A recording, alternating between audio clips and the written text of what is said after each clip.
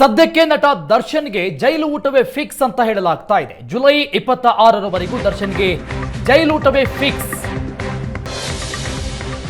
ಮನೆ ಊಟ, ಹಾಸಿಗೆ ಮತ್ತು ಪುಸ್ತಕಕ್ಕೆ ಮನವಿಯನ್ನ ಮಾಡಿ ದರ್ಶನ್ ಪರ ವಕೀಲರು ರಿಟ್ ಅರ್ಜಿ ಸಲ್ಲಿಕೆ ಮಾಡಿದ್ರು ಹೈಕೋರ್ಟ್ಗೆ. ಈ ಸಂಬಂಧಪಟ್ಟಂಗೆ ವಾದ ಪ್ರತಿವಾದ ನಡೀತು. ಇಲ್ಲಿವರೆಗೂ ಜುಲೈ 29ಕ್ಕೆ ವಿಚಾರಣೆಯನ್ನ ಮುಂದೂಡಿದೆ ಕೋರ್ಟ್.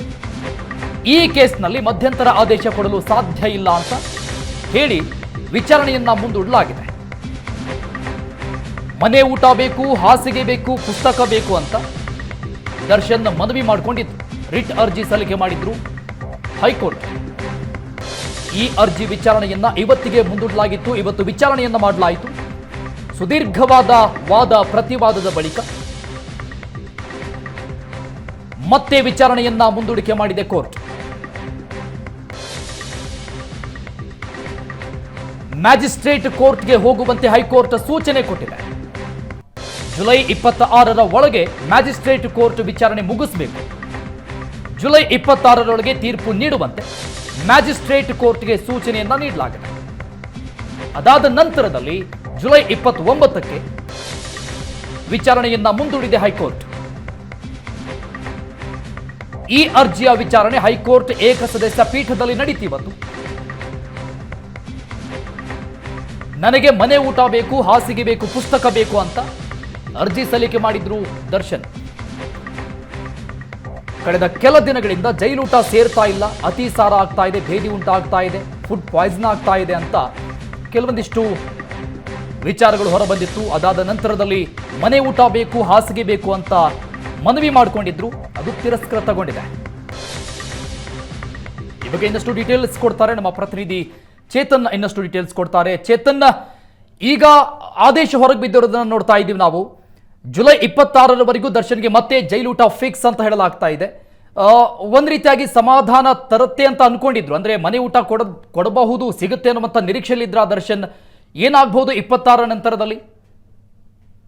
ಅರುಣ್, ಸಹಜವಾಗಿ ಅವರ ನಿರೀಕ್ಷೆ ಮನೆ ಊಟ ಸಿಗುತ್ತೆ ಅಂತಾನೆ ಅನ್ಕೊಂಡಿರ್ತಾರೆ. ಯಾಕಂದ್ರೆ ಇವಾಗ ಆಲ್ರೆಡಿ ರಿಟ್ ಅಲ್ಲಿ ಮನವಿಯನ್ನು ಕೂಡ ಮಾಡಿದ್ರು. ಸಾಕಷ್ಟು ಒಂದು ಆರೋಗ್ಯ ಸಮಸ್ಯೆ ಆಗ್ತಾ ಇದೆ, ಹೀಗಾಗಿ ಮನೆ ಊಟ ನೀಡಬೇಕು ಅನ್ನೋದ್ರ ಬಗ್ಗೆ ಒಂದು ರಿಟ್ ಅರ್ಜಿಯನ್ನ ಸಲ್ಲಿಸಿದ್ರು. ಆದ್ರೆ ಇದೀಗ ಕೋರ್ಟ್ ವಾದ ಪ್ರತಿವಾದವನ್ನ ಆಲಿಸ್ತು. ಇಲ್ಲಿ ಒಂದು ಅಬ್ಜೆಕ್ಷನ್ಸ್ ಅನ್ನ ಫೈಲ್ ಮಾಡೋದಕ್ಕೆ ಪೊಲೀಸರಿಗೂ ಕೂಡ ಒಂದು, ಅಂದ್ರೆ ಜೈಲಧಿಕಾರಿಗಳಿಗೂ ಕೂಡ ಒಂದು ಹೇಳಲಾಗಿತ್ತು. ಅವರು ಕೂಡ ಸಾಕಷ್ಟು ಒಂದು ಆಕ್ಷೇಪಣೆಯ ಪಟ್ಟಿಗಳನ್ನ ಸಲ್ಲಿಸಿದ್ರು. ಇದೀಗ ಹೈಕೋರ್ಟ್ ಒಂದು ಆದೇಶವನ್ನ ಕೊಟ್ಟಿರುವಂತದ್ದು. ಅಂದ್ರೆ ಏನು 26ರ ಒಳಗೆ ಮ್ಯಾಜಿಸ್ಟ್ರೇಟ್ ಕೋರ್ಟ್ ಏನಿದೆ, ಆ ಒಂದು ಕೋರ್ಟ್ ಈ ವಿಚಾರಣೆಯ ಬಗ್ಗೆ ಒಂದು ತೀರ್ಪನ್ನ ಕೊಡಬೇಕು. ಆ ನಂತರ 29ನೇ ತಾರೀಕು ಹೈಕೋರ್ಟ್ ನಲ್ಲಿ ಇದ್ರ ಬಗ್ಗೆ ಒಂದು ವಿಚಾರಣೆ ನಡೆಯುತ್ತೆ ಅನ್ನೋದನ್ನ, ಈ ಒಂದು ವಿಚಾರ ಅಂತಂದ್ರೆ ದರ್ಶನ್ಗೆ ಊಟ ಕೊಡುವಂತಹ, ಮನೆ ಊಟ ಕೊಡುವಂತಹ ವಿಚಾರಕ್ಕೆ ಮ್ಯಾಜಿಸ್ಟ್ರೇಟ್ ಕೋರ್ಟ್ ನಲ್ಲೇ ಒಂದು ತೀರ್ಮಾನ ಆಗ್ಬೇಕು ಅನ್ನೋದ್ರ ಬಗ್ಗೆ ಒಂದು ತಮ್ಮ ಅಭಿಪ್ರಾಯವನ್ನ ಇದೀಗ ವ್ಯಕ್ತಪಡಿಸಿರುವಂತದ್ದು. ಹೀಗಾಗಿ ಹೈಕೋರ್ಟ್ ನ ಇದು ಮ್ಯಾಜಿಸ್ಟ್ರೇಟ್ ಕೋರ್ಟ್ ನಲ್ಲಿ ಯಾವ ರೀತಿ ತೀರ್ಮಾನ ಬರುತ್ತೋ ಅಲ್ಲಿ ತನಕವೂ ಕೂಡ ನಟ ದರ್ಶನ್ಗೆ ಒಂದು ಜೈಲೂಟವೇ ಫಿಕ್ಸ್ ಆಗಿದೆ.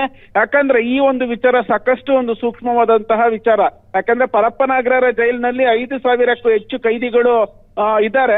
ಹೀಗಾಗಿ ದರ್ಶನ್ಗೆ ಮಾತ್ರ ಮನೆ ಊಟಕ್ಕೆ ಅವಕಾಶ ಕೊಟ್ರೆ ಸಾಕಷ್ಟು ಒಂದು ಸಮಸ್ಯೆ ಆಗುತ್ತೆ. ಎಲ್ರು ಕೂಡ ನಾಳೆ ದಿನ ರಿಟ್ ಅರ್ಜಿಯನ್ನ ಹಾಕುವಂತ ಸಾಧ್ಯತೆಗಳಿದೆ. ಅದಲ್ದಿರ ಪರಪ್ಪನಗರದಲ್ಲಿ ಇರುವಂತಹ 5,000ಕ್ಕೂ ಹೆಚ್ಚು ಜನ ಕೈದಿಗಳಿಗೆ ಯಾರಿಗೂ ಕೂಡ ಫುಡ್ ಪಾಯ್ಸನ್ ಆಗೋದಿಲ್ಲ.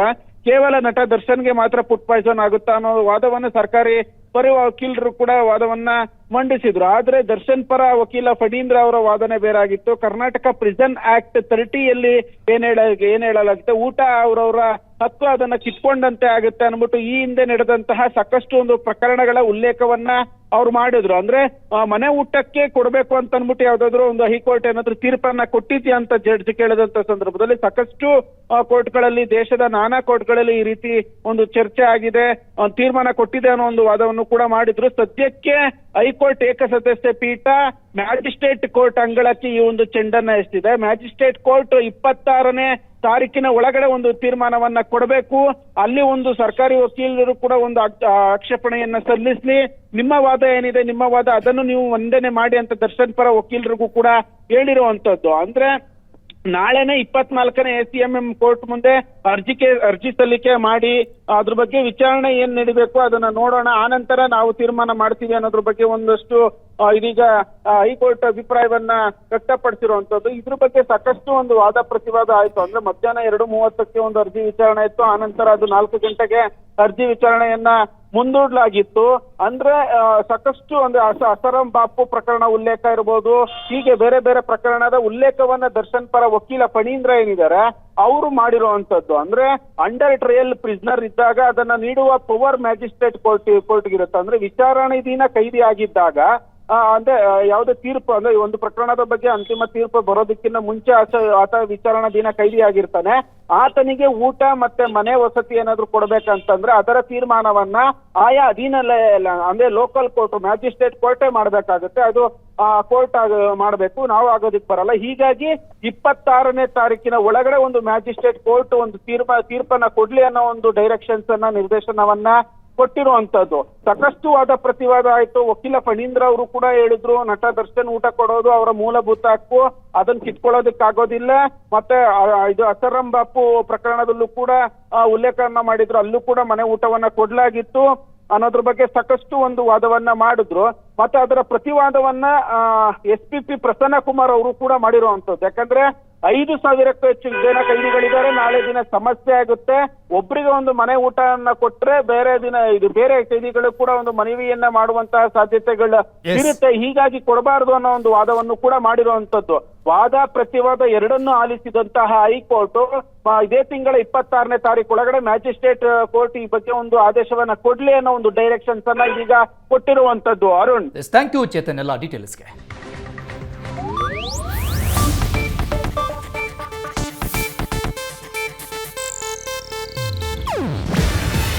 ಇದು ಏಷ್ಯಾನೆಟ್ ನ್ಯೂಸ್ ನೆಟ್ವರ್ಕ್ ಪ್ರಸ್ತುತಿ. ನೀವು ನೋಡ್ತಿದ್ದೀರಾ ಏಷ್ಯಾನೆಟ್ ಸುವರ್ಣ ನ್ಯೂಸ್.